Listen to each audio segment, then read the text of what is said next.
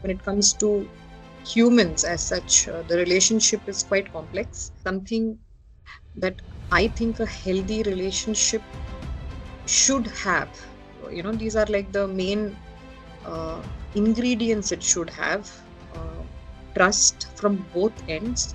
When I have worked around parent-child relationship, there is an emotional well-being that I can sense in that relationship itself, both for the parent and the child, and they experience lesser amount of stress. Share stories, might be it can be your everyday stories with your children. Have some time where you talk about it, might be when you're driving, might be when you're eating.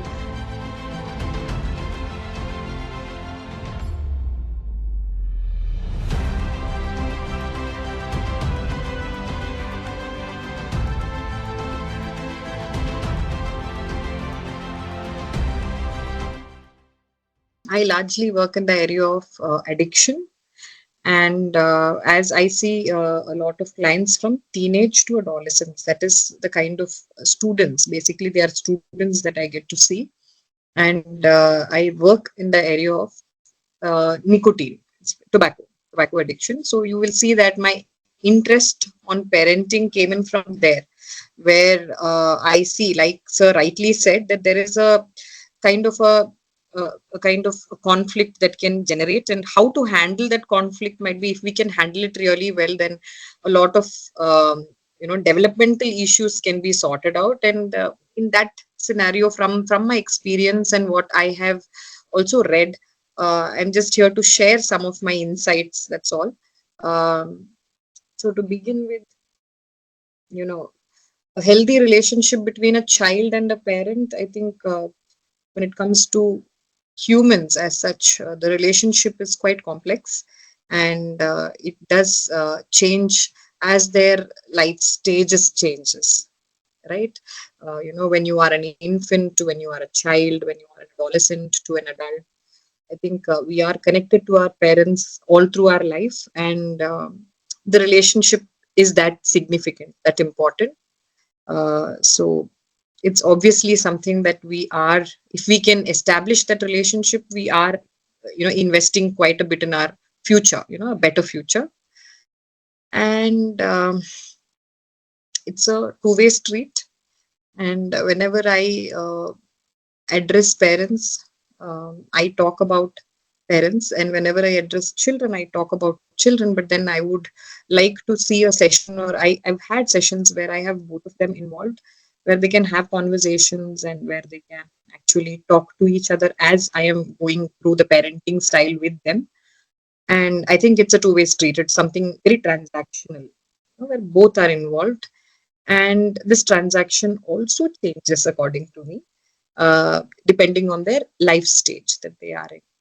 And today I will be just talking about the significance of the relationship, how far reaching impact it can have, and strategies. I would be also discussing some strategies to foster healthy relationship among parents.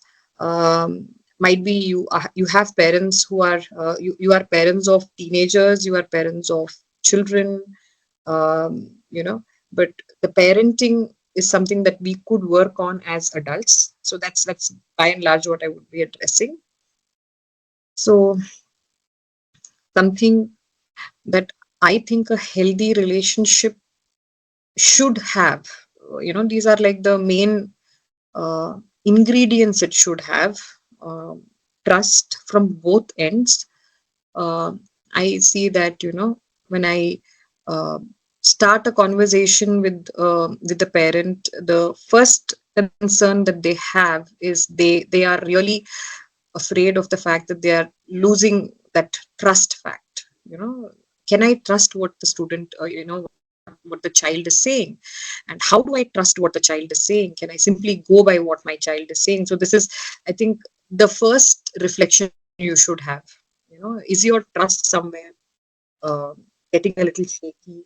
Is it having concerns? Then you should work on that, and you can work on that by just open communication. I think just put it out to the child, have conversations with the child, and ensure your trust doesn't get shaken with the child. And I think that's very important. Vis a vis, child also should trust you. And I think trust is like the foundation of everything else. That's respect, support, open communication. Um, and as I said, I deal with children who actually have initiated substances. And you can see open communication by and large can arrest this initiation and maintenance of this behavior. It can actually stop such behaviors if the communication is quite open. And I think the prerequisite for it is emotional connection, consistent support, and positive role modeling. Something that's quite challenging for parents, because we are also people who are children to somebody, and we have all the uh, issues that a child can have, that we see in our child, right? So this duality we are unable to work around, according to me. um, so I have seen, when I have worked around parent child relationship, there is an emotional well-being that I can sense in that relationship itself, both for the parent and the child. The child enhances academic performance automatically, and there is an enhanced sense of social skills that the child has. So the child is quite confident. Efficacy of the child is built. Esteem of the child is better when it has a better relationship with the parents.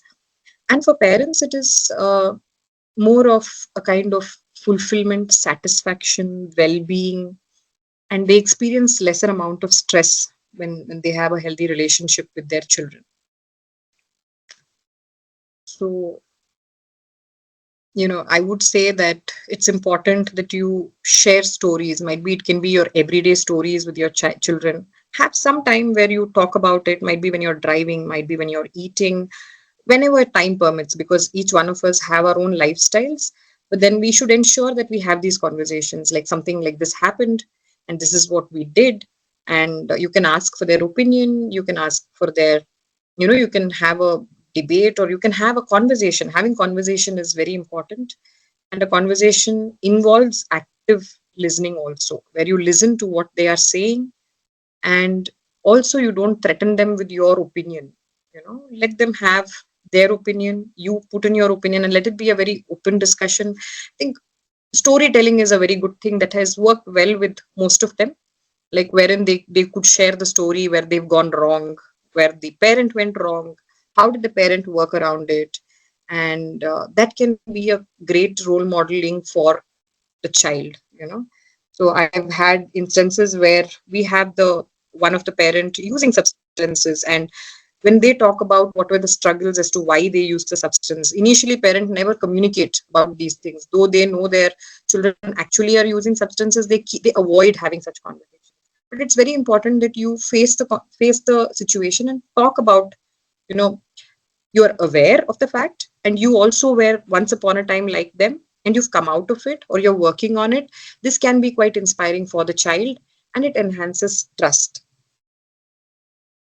As I said, communication is something that can build trust. How to check for trust is basically, if the child is able to have boundaries, if you are able to have boundaries and both of you respect each other's boundaries, I think there's a lot of trust.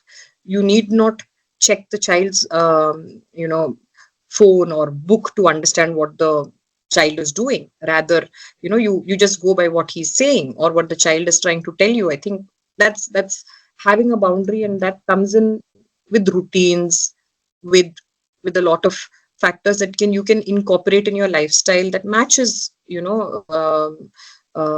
both of you, that is yourself and your child, right? And I think something that I find very difficult for parents to get into is the apologizing state, where you can just say a sorry if you can, if you were harsh or you were not really rational about something.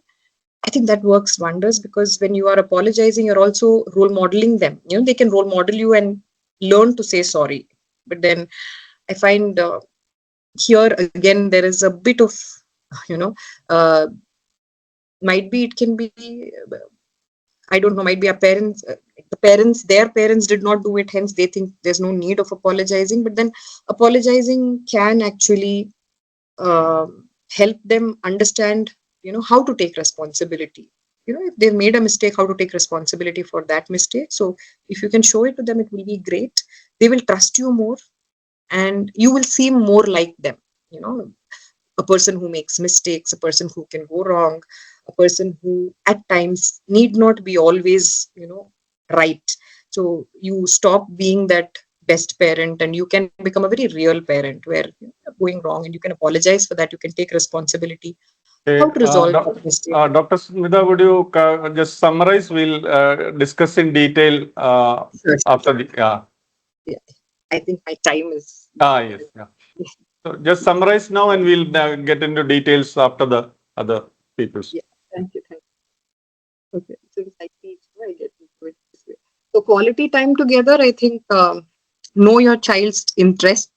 That strengthens connections, and have a lot of activities around their interest and your interest. Find a common place, and encouragement and support. This is something, again, we feel culturally, if we encourage and support them, they might actually uh, become very unruly, or they become very proud of what they have. But then I think it's okay to support them and encourage them on what they have done. It fosters resilience, is what research says. And provide structure and safety. Let them know that whatever it may be, at the end of the day, you would be there for them and you would stand for them. And if that is given, then the child would be quite trusting you, and would come back to you at any given point in time. And handling conflict, if we can move towards solution rather than digging into the problem.